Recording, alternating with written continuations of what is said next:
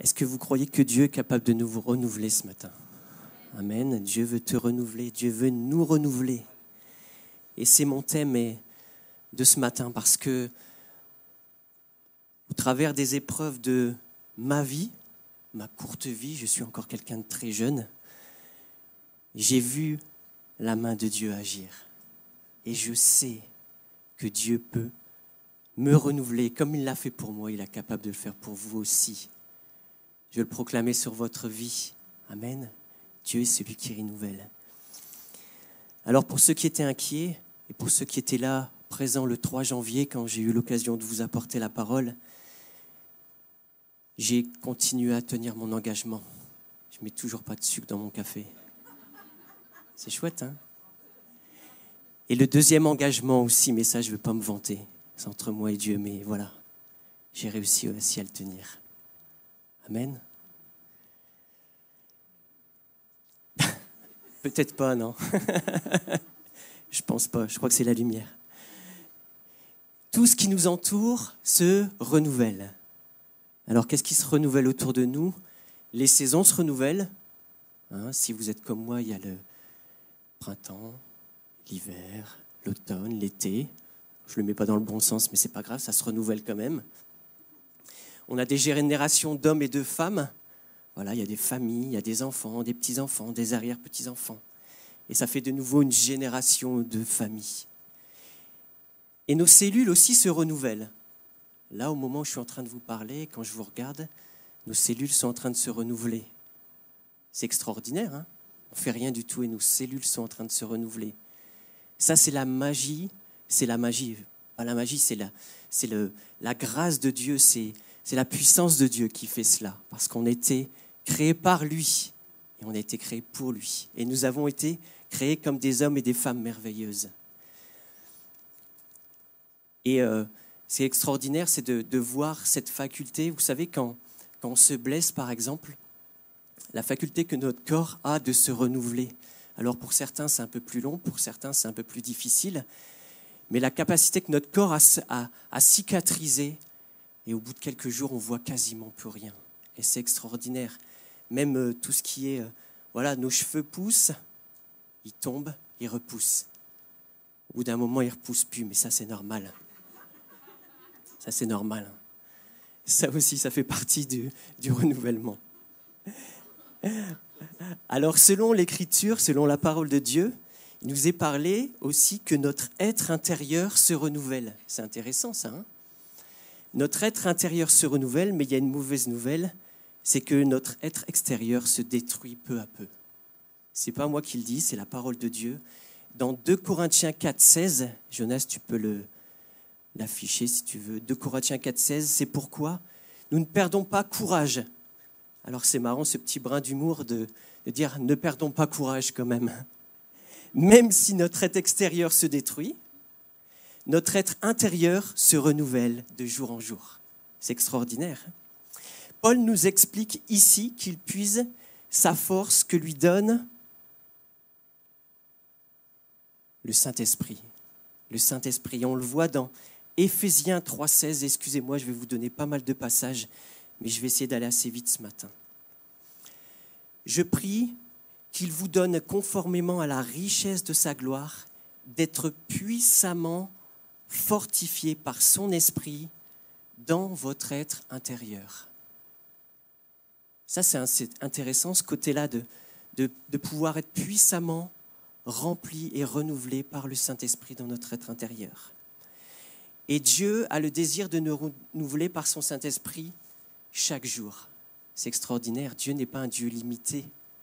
Nous, parfois, nous sommes limités, nous avons tendance à limiter l'action de Dieu dans nos vies, mais Dieu n'est pas un Dieu limité. Il est un Dieu infini, qui est sans limite, rempli de compassion, d'amour et de bonté pour chacun de nous. Amen. Amen. Et nous avons besoin de Dieu dans tous les domaines de nos vies. Ça, on le sait. Mais il y a un problème, il y a un obstacle, c'est dur à dire, c'est bien souvent qui empêche le Saint-Esprit d'agir entièrement dans nos vies et de nous renouveler. Quel est cet obstacle? Ouais, c'est nous-mêmes. C'est nous-mêmes. Ouais. c'est nous-mêmes. Alors, pour ceux qui sont susceptibles, bouchez vos oreilles si vous voulez, mais bouchez-les surtout. Et parfois, ce qui gêne, ce qui nous empêche, c'est parfois notre caractère, notre haute estime de nous-mêmes, l'impression d'avoir toujours raison. Hein, vous savez, les Français, les Gaulois, les purs et durs, hein, on a toujours raison. On est fiers, on est fiers. Le fait de ne pas se soumettre à la volonté de Dieu, de suivre notre propre volonté, sont toujours des freins importants et dangereux. Mais soyons à l'écoute de Dieu. Soyons à l'écoute du Saint-Esprit qui vit en nous. Alors, je voudrais vous donner cette petite histoire que j'ai inventée. Ce n'est pas quelque chose de vrai. Toute ressemblance avec des personnages ayant existé est purement fortuite. Il y avait un jeune homme, il avait 25 ans, comme Adrien, tiens, aujourd'hui. Il avait 25 ans. Et c'était un jeune homme qui était fou amoureux d'une femme, d'une jeune fille, comme Adrien. Je n'ai pas fait exprès, désolé.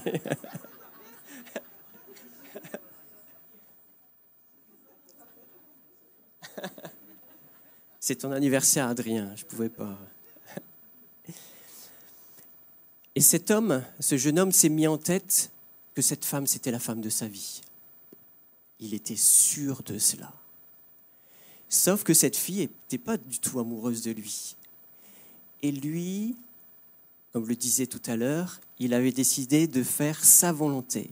Et il s'était même persuadé que sa volonté était même la volonté de Dieu. Et un matin, il arrive à l'église, alors que cette fille n'est pas du tout amoureuse de lui. Elle lui a dit clairement, elle est même engagée avec un autre garçon, ils sont fiancés. Mais lui dit non, c'est pas possible. C'est pas comme ça que ça doit se passer. Je vois que vous êtes tous attentifs, c'est marrant. Hein. Quand on raconte des histoires, c'est toujours...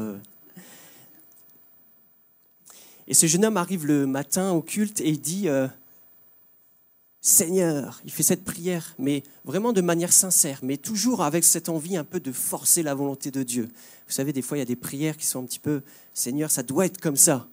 Et si c'est pas comme ça, je vais bouder. Ça va pas le faire. Et même des fois, on rigole, hein, mais moi, ça m'est arrivé dans mon adolescence. Des fois, on fait comme si on se disait, bah, Seigneur, si ça se passe pas comme ça, ben voilà, j'ai peur de plus t'aimer comme il faudrait. Alors Seigneur, exauce-moi. Exauce-moi. Ouais, c'est un peu du chantage. Et cet homme fait cette prière vraiment de tout son cœur en disant Seigneur. Il va même chercher dans la parole de Dieu des versets, des messages en disant Seigneur, ouvre les yeux de son cœur. Ça ne veut pas dire ça, hein. Attention, notez-le pas, hein. C'est pas vrai. Hein. Ouvre les yeux de son cœur. Change son cœur de pierre en cœur de chair. Ça, c'est tous des passages de la parole de Dieu, mais ça ne veut pas dire ça. Et lui, il avait pris ces passages parce que ça l'arrangeait, parce qu'il avait l'impression, dans ce cas-là, d'être dans la volonté de Dieu. Et il fait cette prière-là, et il a vu cette fille, il a vu où elle se situe. Et il fait cette prière-là vraiment sincère de tout son cœur en disant « Seigneur, je vais me retourner, je vais lui faire un signe. Et si elle me fait un signe et qu'elle me sourit, c'est parce que c'est la femme de ma vie. Et parce que ta volonté va enfin être accomplie. » Et là, ce jeune homme se retourne. Vous savez, quand on est amoureux, on a un regard des fois un peu béat. Et il se retourne comme ça et il fait signe à cette jeune fille. Mais ce qu'il n'avait pas vu, c'est qu'entre-temps, il y a ses copines qui sont arrivées à côté de lui, à côté d'elle. Et il se retrouve avec 5 jeunes filles qui lui font signe comme ça. Et là, malheureusement, il n'est pas avancé, ce jeune homme. Même si la démarche de son cœur est sincère, soyons à l'écoute de la volonté de Dieu. Et on va le voir tout à l'heure, il est celui qui renouvelle, et je vais insister sur un fait, sur un point. Il est capable de renouveler notre intelligence. Parce que tout se passe au niveau de notre intelligence.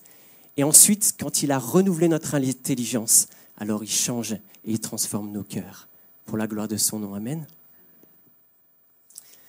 Alors on va voir en première partie les différents risques et les différents obstacles qui pourraient nous empêcher et qui pourraient empêcher l'action de Dieu dans nos vies par rapport à ce renouvellement.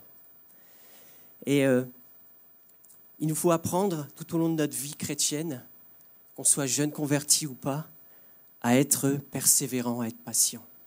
Ça, on le vit tout au long de notre vie et on doit l'expérimenter tout au long de notre vie chrétienne, tout au long de notre chemin avec Dieu. Ayons la sincérité de reconnaître nos faiblesses, nos erreurs, je l'ai dit tout à l'heure, nos défaillances, en nous remettant en question dans notre manière de vivre, dans notre manière d'être, de penser. Savoir se remettre en question est parfois considéré dans ce monde comme une faiblesse. Quelqu'un qui se remet en question, on a l'impression que c'est quelqu'un de faible, c'est pas quelqu'un de stable, c'est pas quelqu'un qui sait ce qu'il veut. Mais au contraire, je pense que c'est une force de savoir se remettre en question devant Dieu, sincèrement, avec un cœur authentique, avec un cœur vrai, dans son intimité. On va prendre un passage qui se trouve dans les psaumes 51. Psaume 51, et à partir du verset 12.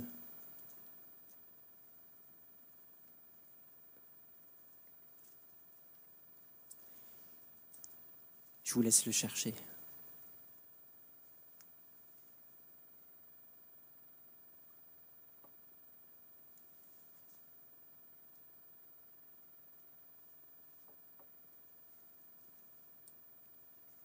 Ici, c'est David qui parle. Et David dit « Ô Dieu, crée en moi un cœur pur, renouvelle en moi un esprit bien disposé. Ne me rejette pas loin de toi, ne me retire pas ton Esprit Saint. » Ne soyez pas confus par le fait quand il dit « ne me retire pas ton Esprit Saint ». C'est l'onction sainte qui était sur David, quand il était oint. Ô Dieu, crée en moi un cœur pur, renouvelle en moi un esprit bien disposé. Et vous savez, quand David fait cette prière, quand David fait cette déclaration à Dieu, qu'est-ce qu'il vient de vivre? Il vient de vivre quelque chose de mauvais dans sa vie. Il vient de commettre un adultère avec Bathsheba.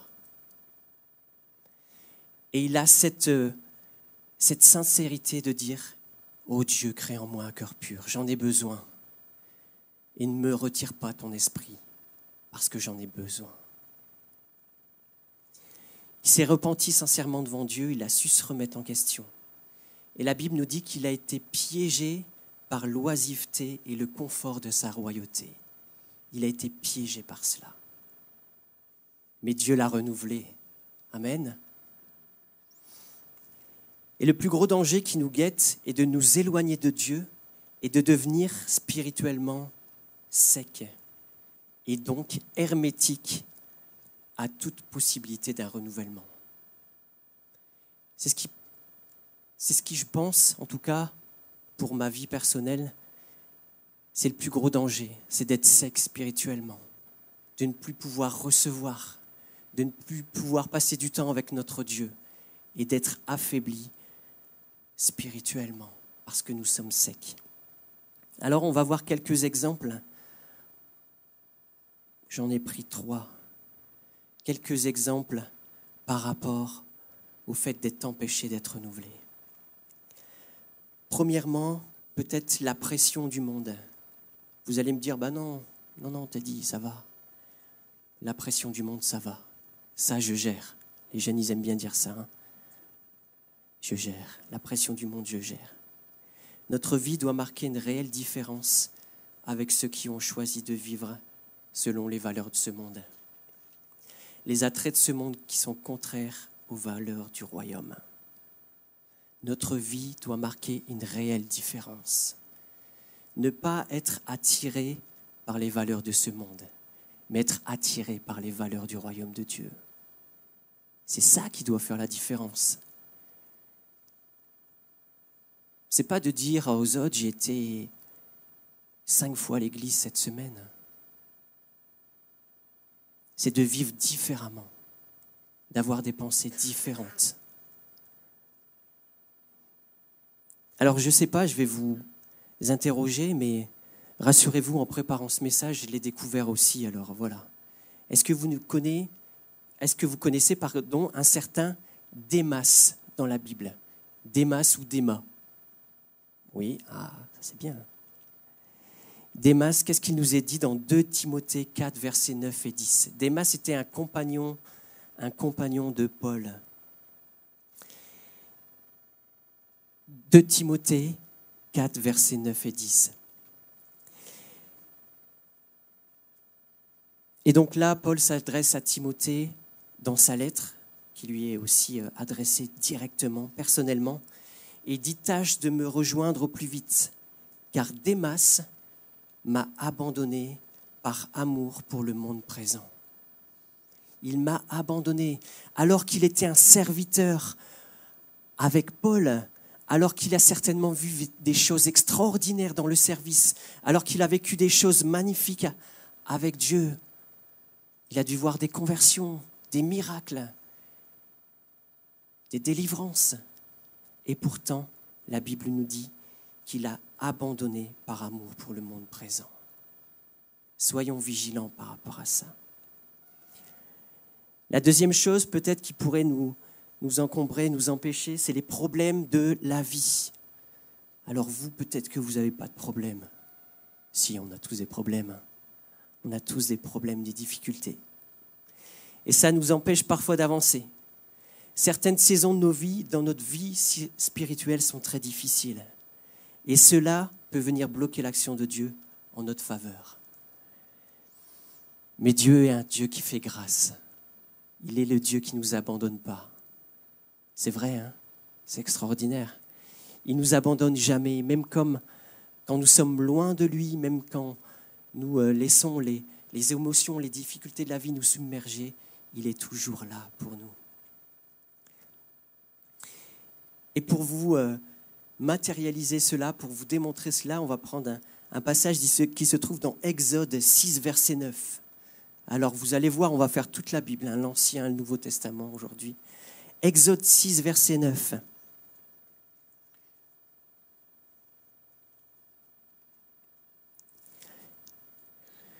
C'est juste après la Genèse, pour ceux qui... Exode 6, 9. Et je vais vous lire, moi, de mon côté, à partir du verset 8. Donc là, Moïse est en train de s'adresser au peuple. Et il fait cette déclaration qui est extraordinaire pour le peuple. « Je vous ferai entrer dans le pays que j'ai juré de donner à Abraham, à Isaac et à Jacob. Je vous le donnerai en possession, moi l'Éternel. » Et même le 7, à partir du 7, je vous prendrai pour que vous soyez mon peuple, je serai votre Dieu, et vous saurez que c'est moi l'Éternel, votre Dieu, qui vous libère des travaux dont vous avez la charge. Le peuple est ici en esclavage, et ici dans une situation compliquée. Et qu'est-ce qu'il est dit au verset 9 ? Alors que Moïse, je pense, a dû faire cette déclaration plein d'entrain, plein de joie, en disant « Le peuple va m'acclamer, va crier gloire à Dieu, Hosanna ». Qu'est-ce que le peuple répond ? Qu'est-ce qui se passe ? C'est ainsi que Moïse s'adressa aux Israélites, mais leur impatience et la dureté de l'esclavage les empêchèrent de l'écouter. Ils n'ont pas écouté Moïse. Ils n'ont pas écouté Moïse. Et dans une autre version, il est dit, mais le découragement et l'angoisse et la dureté de l'esclavage leur empêchèrent de l'écouter. Troisième point qui peut être un obstacle aussi, les mauvaises habitudes. On a tous pris des mauvaises habitudes. Moi le premier, je vous le confesse devant vous ce matin. On a des mauvaises habitudes. Et parfois le poids des habitudes, peut-être la religiosité, la routine, peuvent aussi nous amener à ne plus faire les choses avec entrain, avec amour, avec zèle. On fait les choses de manière habituelle, de manière machinale. Et le peuple de Dieu était parfois, et même souvent, quand vous lisez l'Ancien Testament, c'est quelque chose qui revient souvent, était plus souvent attaché au sacrifice et aux rites religieux qu'à la signification réelle de ses actes. Et il laissait de côté tout ce que cela représentait, la foi, l'amour, la fidélité, l'obéissance, etc. Allez, on va lire le passage dans 1 Samuel 15, 22. 1 Samuel 15, 22. Et Samuel dit, l'Éternel trouve-t-il autant de plaisir dans les holocaustes et les sacrifices que dans l'obéissance à sa voix? Là, Samuel reprend le peuple en disant, attention, attention, attention. J'ai bien l'impression que vous faites les choses par habitude et vous faites les choses sans entrain, sans amour. Et ce serait le pire pour nous de vivre ces situations. Dans ces 3 situations, dans ces 3 exemples que je vous ai donnés, j'aurais pu en donner d'autres.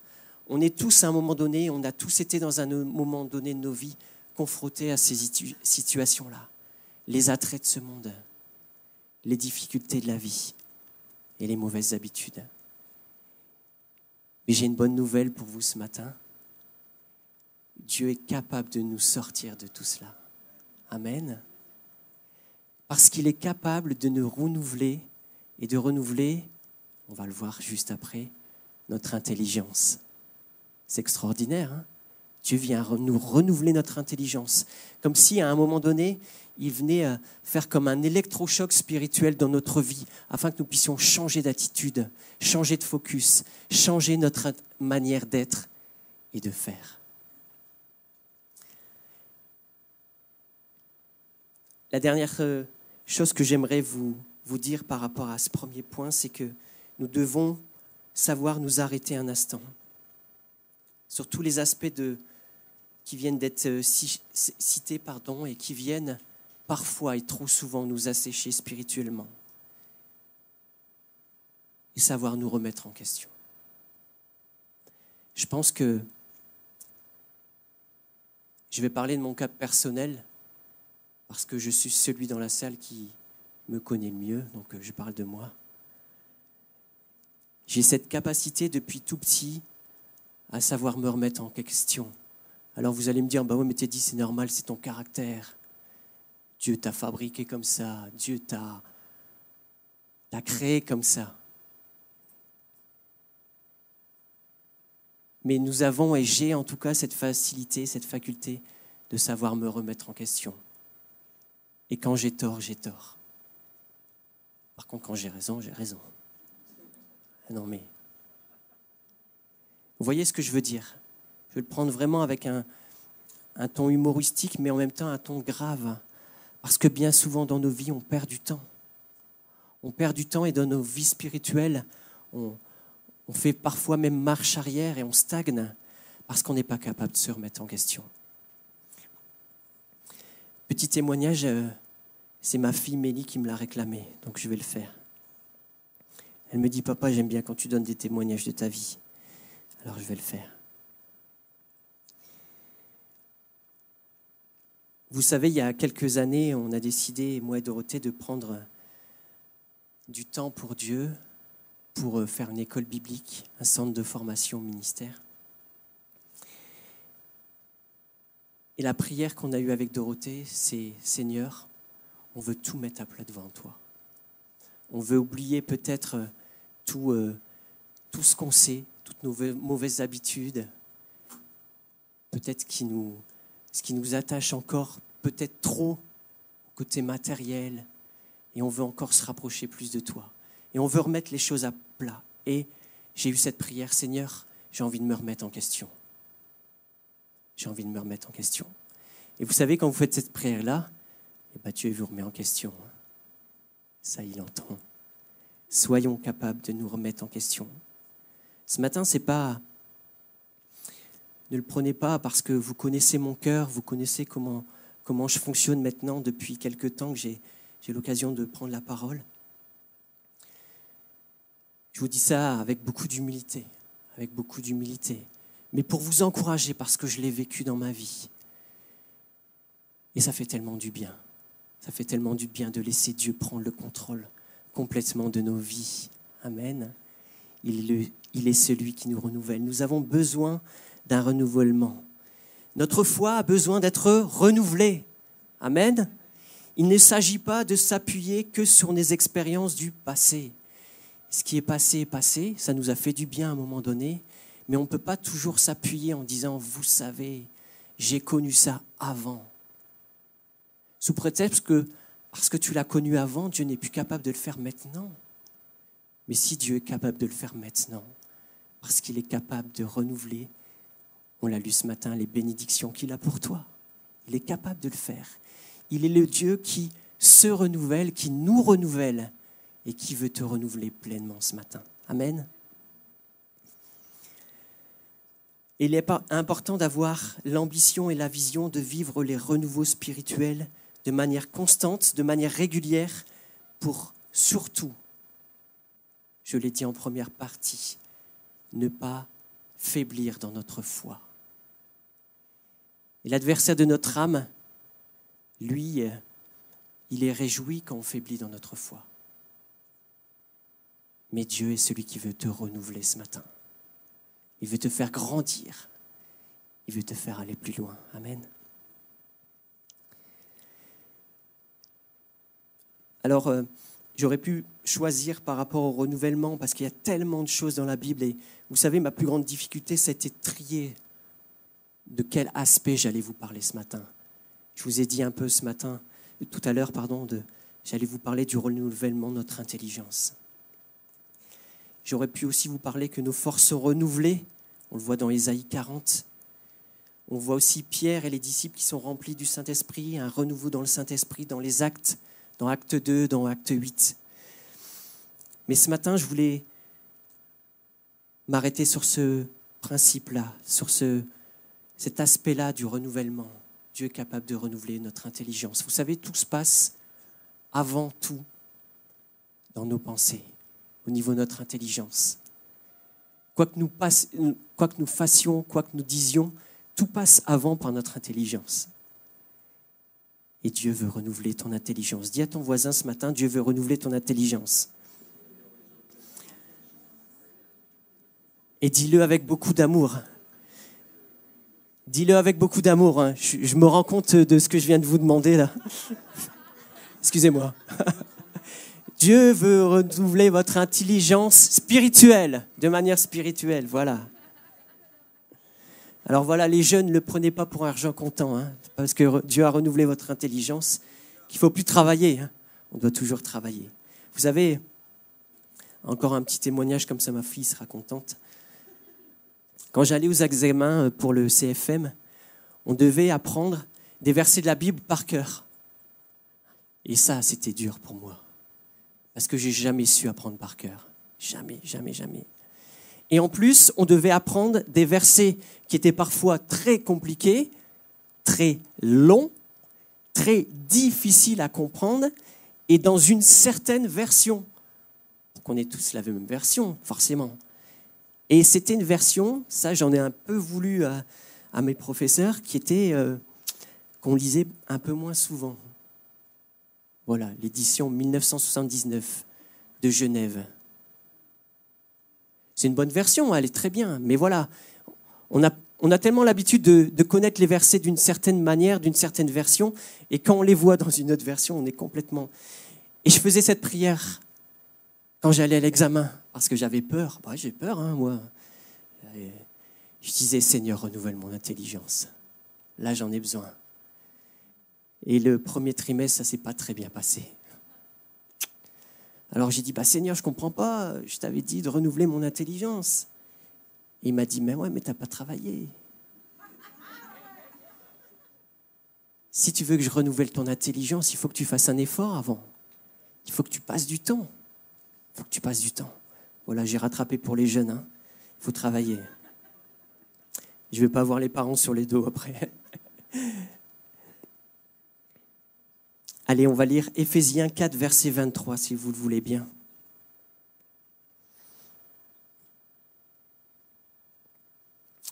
Éphésiens 4, 23 nous invite à nous laisser renouveler par l'Esprit dans notre intelligence. Vous voyez, c'est écrit dans la Bible, hein, de nous laisser renouvelés par l'Esprit dans notre intelligence ou dans notre pensée. Et j'aime bien la parole vivante, Sam aussi l'aime bien, je le sais, qui nous dit, il faut, écoutez bien, Jonas, masque ce qui est écrit, s'il te plaît, Loulou. Merci. Je dis Loulou parce que c'est mon fils, pour ceux qui ne le connaissent pas. Parole vivante. Il faut que l'inspiration de vos pensées soit renouvelée. C'est intéressant, hein? L'inspiration de vos pensées. Et que votre cœur soit transformé et toute votre attitude mentale et spirituelle soit changée. Intéressant, hein? Ça, c'est vraiment plus fourni. Je vous le relis, j'aime bien. Il faut que l'inspiration de vos pensées soit renouvelée et que votre cœur soit transformé et toute votre attitude mentale et spirituelle changée.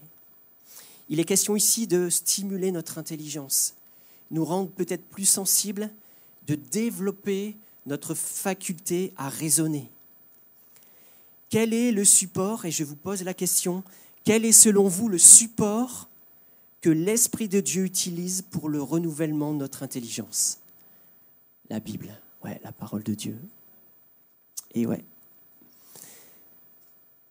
Luc 24, 45, l'affiche pas, Jonas, je vais juste le dire, nous dit « Alors, il leur ouvrit l'esprit ou l'intelligence selon les versions. » Donc là, c'est Jésus qui enseigne les disciples. Et il est dit « Alors, il leur ouvrit l'esprit ou l'intelligence afin qu'ils comprennent les Écritures. » Afin qu'ils comprennent les Écritures. J'ai écrit une phrase, je vous la lis parce que je suis fier de ma phrase, alors je vous la lis. Pour obéir à sa parole, il faut la comprendre, mais pour bien la comprendre, nous avons besoin d'une intelligence renouvelée chaque jour par le Saint-Esprit. Et tu peux prier pour cela, pour que ton intelligence soit renouvelée par le Saint-Esprit. Ne te diminue pas et on est parfois, des fois, et j'ai déjà entendu des discours comme ça autour de moi en disant « Ouais, mais c'est compliqué la Bible, je comprends pas ça. » Prie pour cela, que le Saint-Esprit renouvelle ton intelligence. Amen. Et à tous les niveaux, que tu aies 10 ans, 15 ans, 30 ans de vie chrétienne, tu peux prier pour que tu sois renouvelé dans ton intelligence, pour comprendre la parole de Dieu. Parce que c'est notre guide sur cette terre. Amen. L'intelligence, c'est un don de Dieu. Nous devons la soumettre au Saint-Esprit qui va la développer et qui va nous permettre de l'utiliser pour mieux comprendre le sens de ce que nous lisons, afin de vivre efficacement et pleinement et entièrement la puissance de Dieu renouvelée dans nos vies. Amen.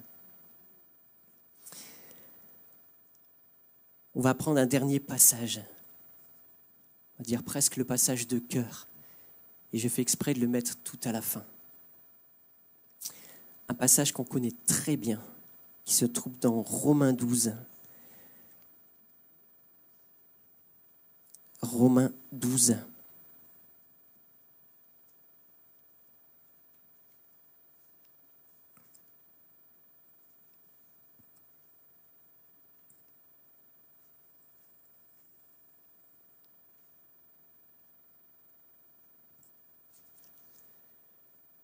Romains 12, à partir du verset 1, il est écrit « Je vous encourage donc, frères et sœurs, par les compassions de Dieu, à offrir votre corps comme un sacrifice vivant, saint, agréable à Dieu.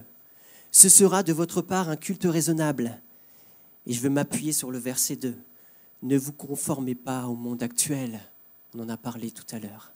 « Mais soyez transformés par le renouvellement de l'intelligence, afin de discerner quelle est la volonté de Dieu, ce qui est bon, ce qui est agréable, ce qui est parfait. » Amen. Ce n'est que lorsque le Saint-Esprit renouvelle que nous sommes réellement transformés. Il est capable de nous transformer réellement. Et vous savez, très souvent, on se dit, j'arrive pas à connaître la volonté de Dieu pour ma vie. Et c'est vrai, on cherche cette volonté de Dieu de tout notre cœur. Comme ce jeune homme dont je vous ai parlé en introduction. Mais si tu veux discerner la volonté de Dieu, ce qui est bon, ce qui est agréable et parfait pour ta vie, voilà la recette. Laisse-toi transformer par le renouvellement de ton intelligence. Nous devons nous laisser surprendre par le Saint-Esprit. Est-ce que tu crois que le Saint-Esprit est capable de te surprendre ce matin? Est-ce que tu crois que le Saint-Esprit est capable de t'aider dans tes difficultés ce matin? Vous savez, tout au long de nos vies, on passe par des saisons, je l'ai dit tout à l'heure. Certaines saisons sont difficiles, d'autres sont plus réjouissantes. Et je n'avais pas prévu de vous parler de ça, mais je sens vraiment dans mon cœur de vous parler de ça.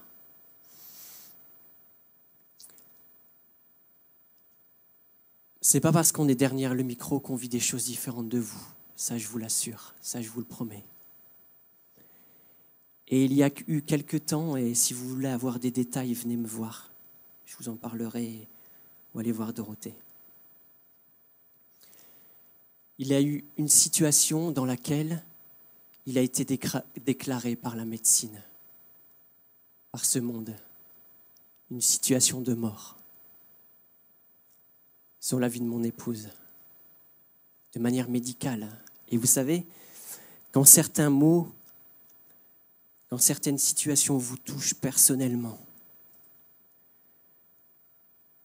vous avez beau avoir 2 ans, 5 ans, 10 ans, 15 ans de vie chrétienne, vous avez beau avoir le micro comme je l'ai là ce matin, vous avez beau être attaché à Dieu, vous tenez plus qu'à une chose à un moment donné, à être renouvelé par votre Dieu, à être renouvelé dans notre intelligence. Parce que j'aime autant vous dire que dans mon intelligence, il s'est passé énormément de choses. Et il s'est passé énormément de choses parce que